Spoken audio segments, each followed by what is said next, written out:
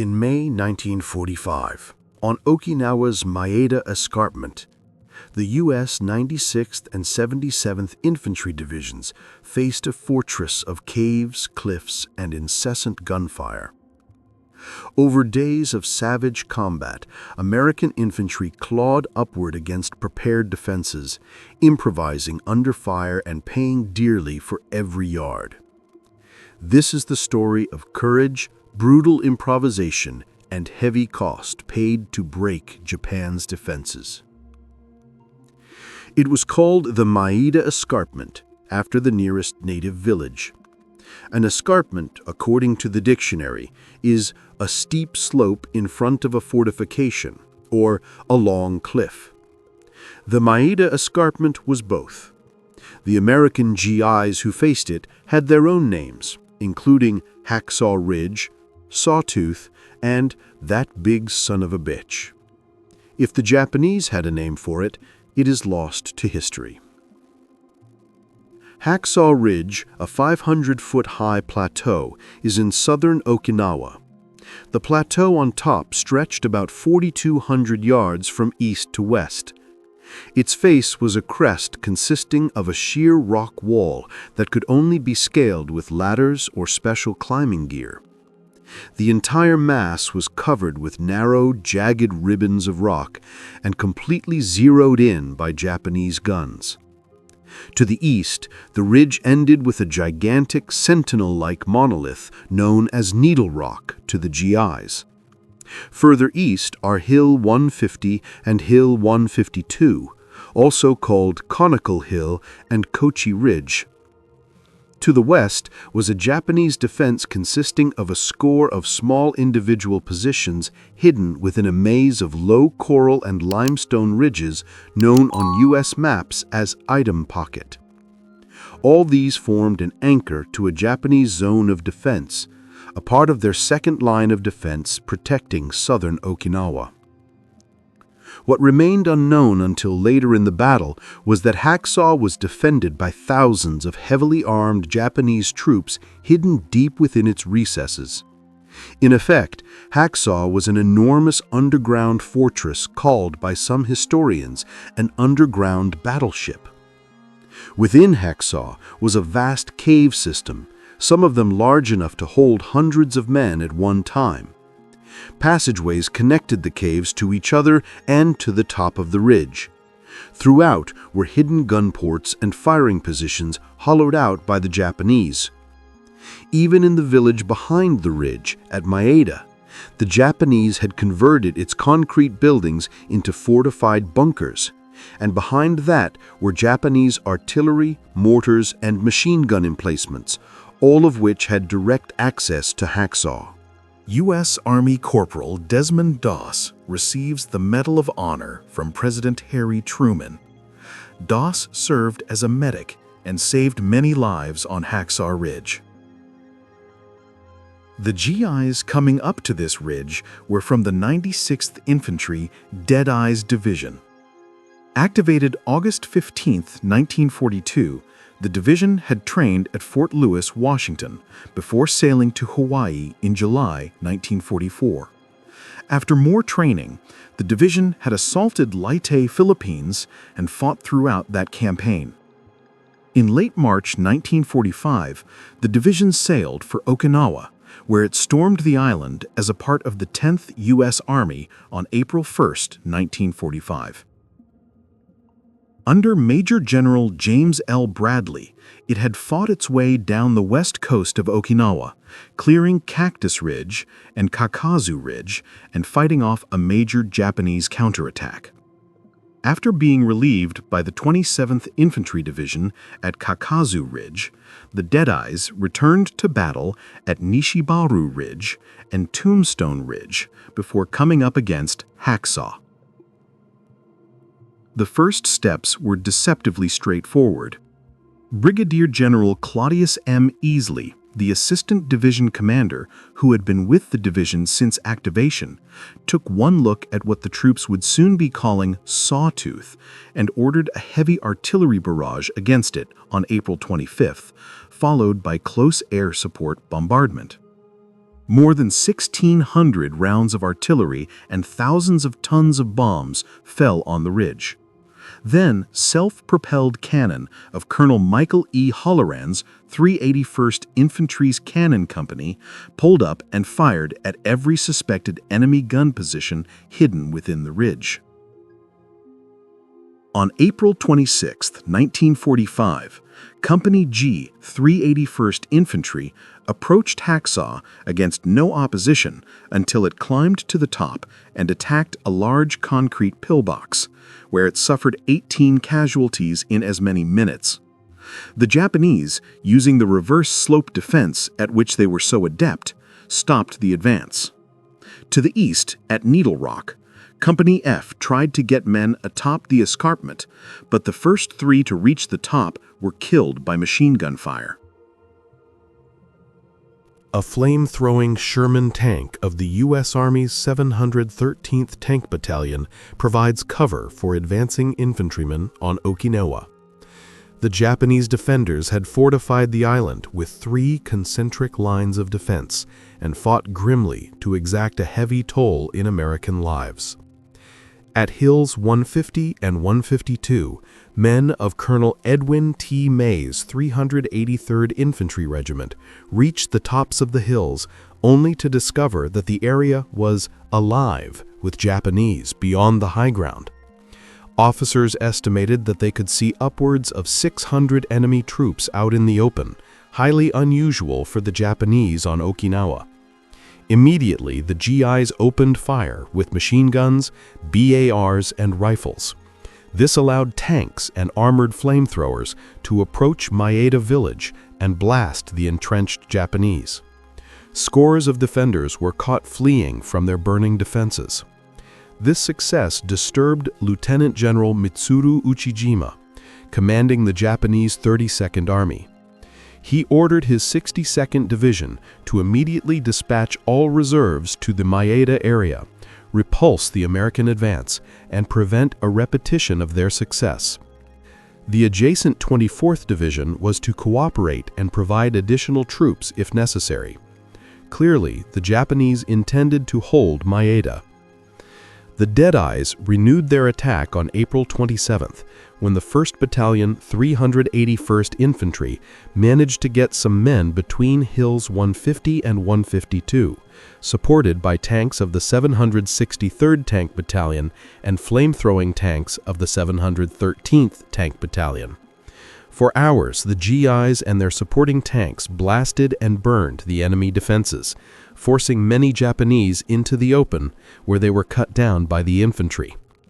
But as they approached Maeda village again, the infantry was halted by heavy enemy fire. Meanwhile, Companies F and G had tried but failed to reduce the large pillbox atop the escarpment. The day's advance was limited to a slight penetration between Hills 150 and 152.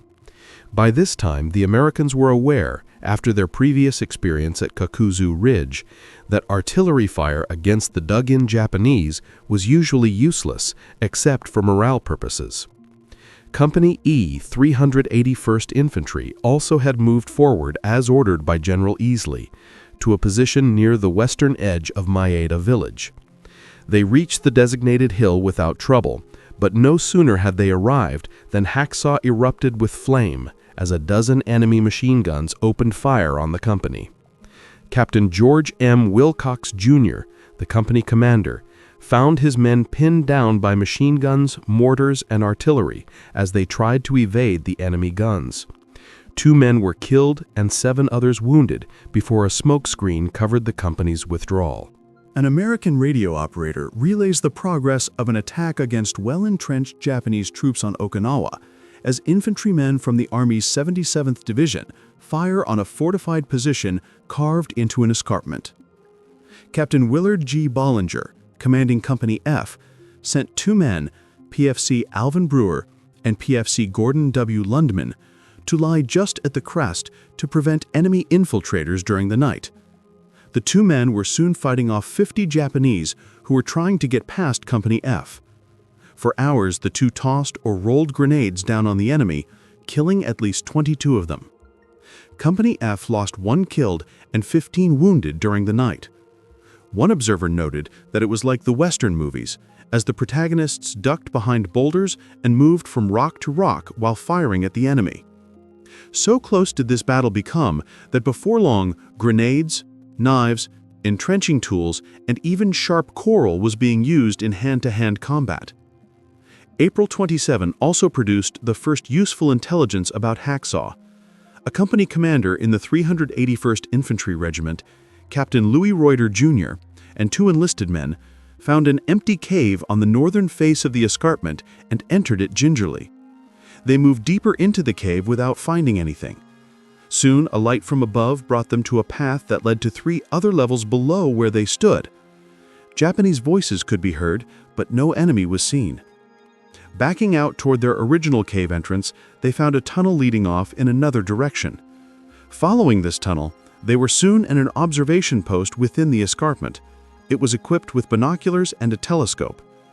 Looking through the telescope, Captain Reuter was amazed to see everything his division had already cleared, completely back to the original landing beaches.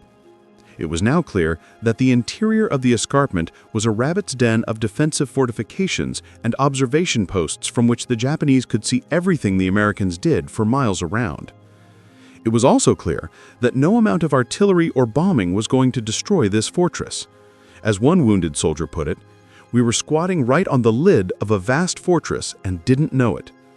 Captain Reuter received a Silver Star.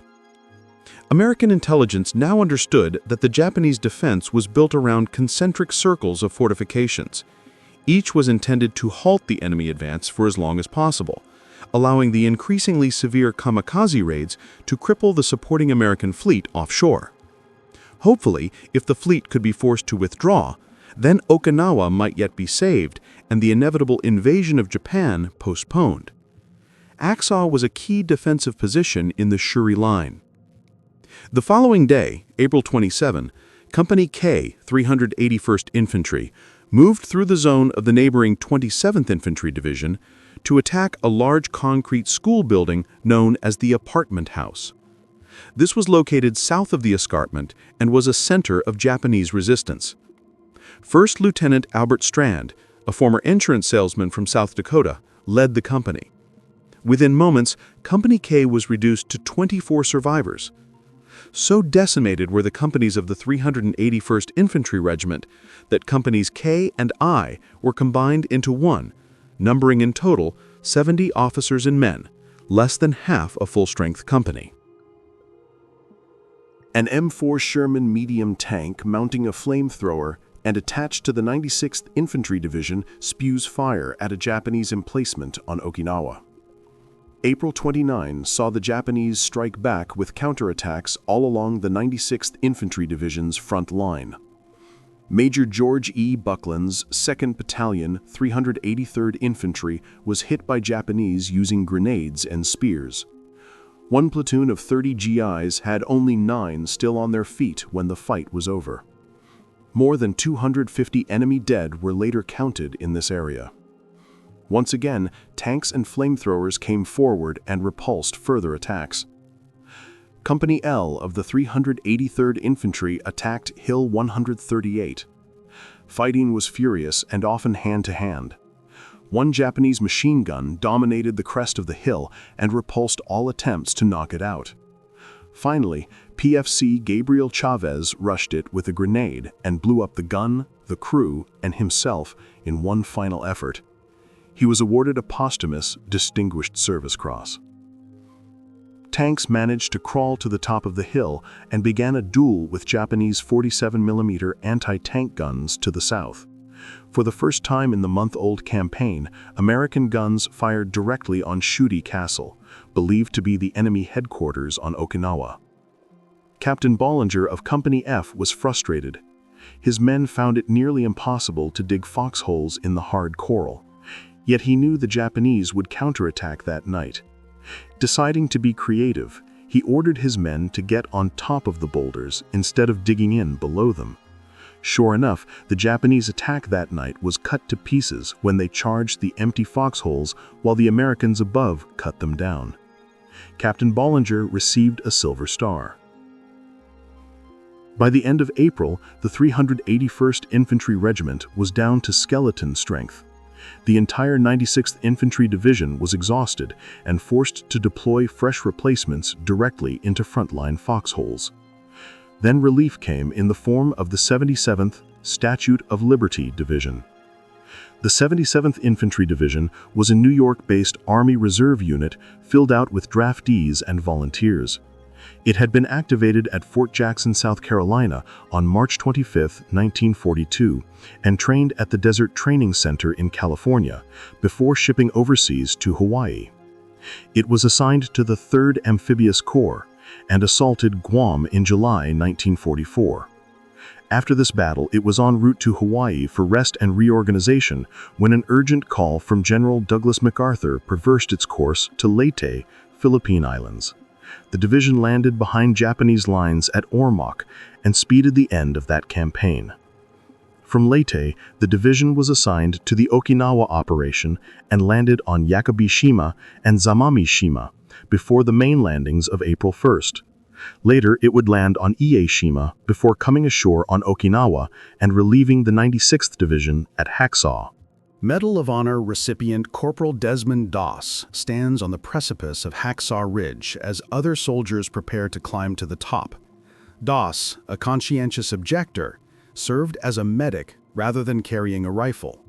While under terrific Japanese fire, he rescued dozens of wounded men during the fighting and was severely wounded himself. A feature film detailing his exploits and the battle for Hacksaw Ridge was released in 2016. Hacksaw remained defiant. No amount of bravery, heavy artillery, or bombs seemed able to eliminate it, but the GIs kept coming. Company I managed to get to the left rear of the escarpment and began the deadly process of cleaning out caves and pillboxes on the slopes. One of these caves was found to be 3 stories deep. A demolition charge thrown into the cave mouth blew out the floor, uncovering the 2nd and then the 3rd level. 2 more charges and 25 gallons of gasoline finished this cave. The GIs of Company F, 2nd Battalion, 307th Infantry, were able to move past the barracks and partially cut off the end of Hacksaw from the rear. Atop the escarpment, the 1st Battalion fought hand-to-hand with the Japanese. Company B became involved in a hand grenade duel in which the GIs tossed grenades as fast as the human supply chain could bring them forward. After several bloody hours, the top of the escarpment was cleared, and the grenade duel moved to the reverse slope. It was a frustrating business, constantly pounded by grenades and mortars. Neither side really had an advantage. One officer remembered, "The men would come back to the northern side of the ridge weeping and swearing they would not go back into the fight. Yet in 5 minutes' time, those men would be back here tossing grenades as fast as they could pull the pins." The center of resistance on the reverse slope was a huge cave that extended back into the ridge for some distance. From this ran numerous shafts and tunnels that opened at other locations along the ridge. One was at least 60 yards long. Despite explosive charge after charge being blown up inside, the shaft never collapsed. Another shaft even had a makeshift elevator. The Americans believed that this shaft held a hospital, a dormitory, and storage for food, water, and ammunition. Rather than confirm their suspicions by investigation, the GIs blew the entrance closed. In this photo, soldiers of the 77th Infantry Division gather around a radio to listen to news of the surrender of Nazi Germany. The fight for Okinawa continued. By the end of May 3, the 307th Infantry Regiment had all but surrounded Hacksaw. The 1st Battalion was atop the ridge, the 2nd Battalion was at the eastern end, and the 3rd Battalion was on the southern slopes of the escarpment.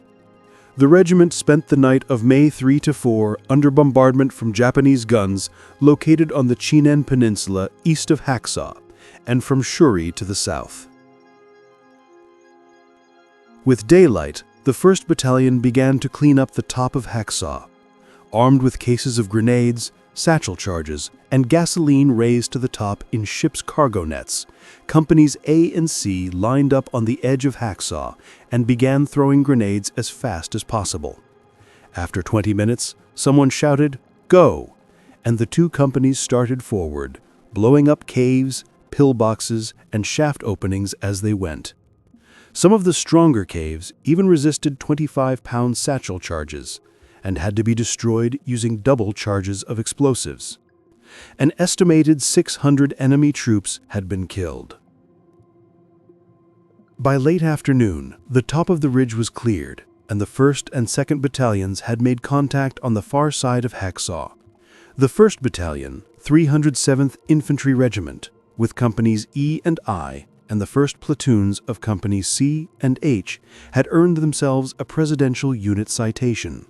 It read in part, "For assaulting, capturing, and securing the escarpment, a heavily fortified coral rock fortress, which was the key to the famed Japanese Shuri defensive position on Okinawa during the period 30 April to 5 May 1945, and making possible a general advance by all elements of the command." The 2nd Battalion, meanwhile, had been clearing the eastern end of Hacksaw. As they did so, a previously unknown Japanese strongpoint opened fire. It took tanks firing into the hill just underneath the 1st Battalion on top of the ridge, and an infantry attack using explosives to eliminate this new threat. One tank shell must have hit the Japanese ammunition dump. A tremendous explosion inside the cave took the fight out of the Japanese. Companies E and F then continued to work the southern slope and soon made contact with both sister battalions. The 3rd Battalion had the best day. They were still around the barracks awaiting the arrival of Company I coming alongside. As they waited, the Japanese launched a rare daylight counterattack, hitting Company L. Using a smoke screen as a cover, about a company of Japanese attacked just after daylight, losing 50 of their number to the guns of Company L. Shortly afterward, Company I appeared, having blown up at least 75 enemy caves in the past 3 days. Partially sheltered by the ruins of a bombed-out building, American soldiers of the 96th Infantry Division manned a 37mm gun. Behind the Japanese lines, another battle had been raging. The birthday of the Japanese Emperor had been celebrated on April 29, and this had touched off a fierce debate within the high command of the 32nd Army. General Ushiyima's Chief of Staff, General Isamu Cho, argued strongly for a decisive action. He insisted, "We must mount a massive counterattack while we still have the strength.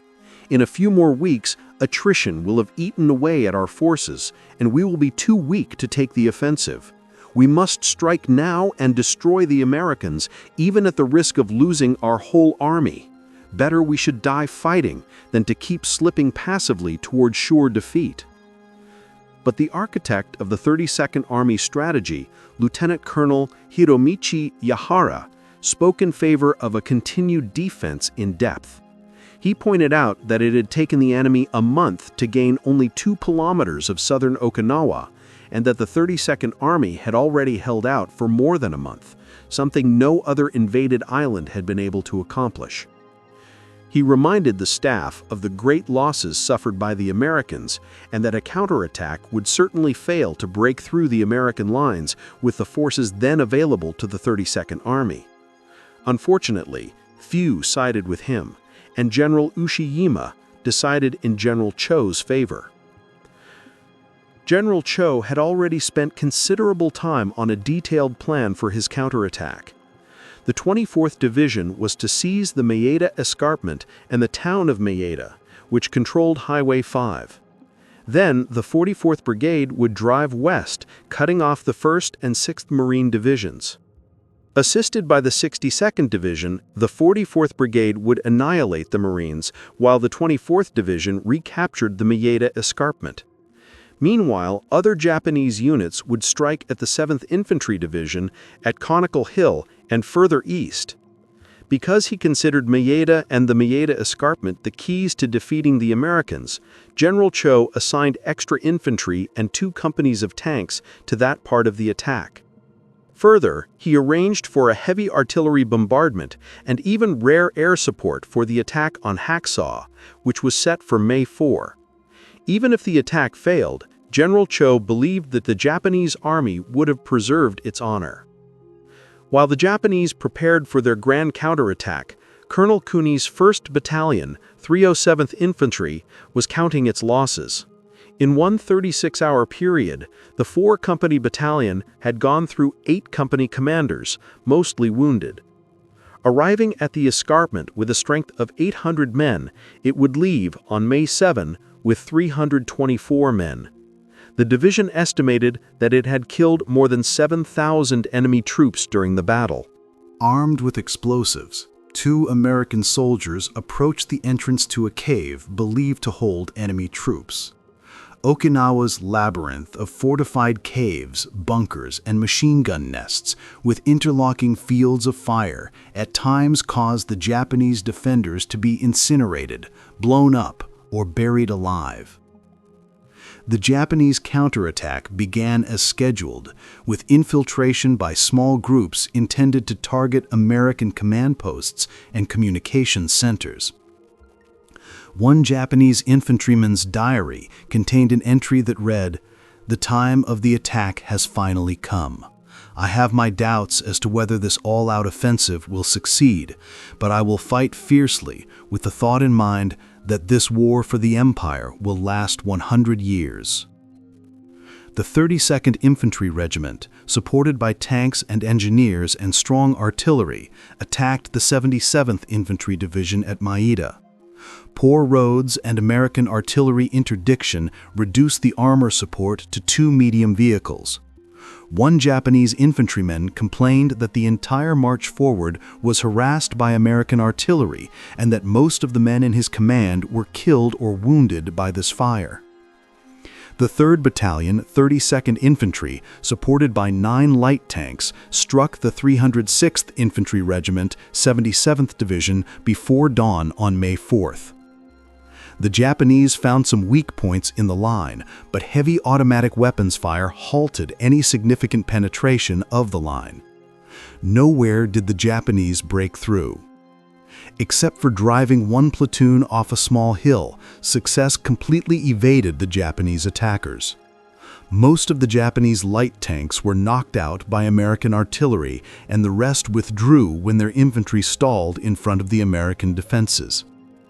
By 7:30 that morning, the 306th Infantry had driven off the Japanese. American artillery and mortars took a heavy toll on the remaining Japanese. A second effort the following night managed to reach the 306th Regimental Command Post, but in the end fared no better.